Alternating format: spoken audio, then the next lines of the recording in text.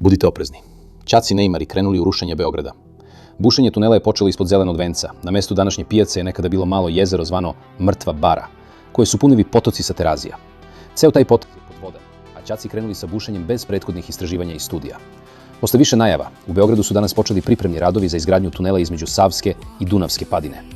Projekat je najavljen još 2017. godine, a njegova vrednost iznosi 220 miliona evra. Trase linija 33, 48, 58 i 96 su izmenjene, a građani se žale da nije bilo adekvatnih obaveštenja, kao ni obeležje gde su stanice za pomenute linije koje su izmeštene. U ovoj fazi radovi obuhvataju ulicu Jovana Avakumovića, deo od bulevara Despota Stefana prema Poenkarevoj ulici, pored Policijske uprave za Beograd, 29. novembar, do Dunav stanice. Bulevar Despota Stefana, u delu od ulice Dragoslava Srejovića do ulice Kralja Dragutina. Planirani tunel bi trebalo da bude dug oko 2 km.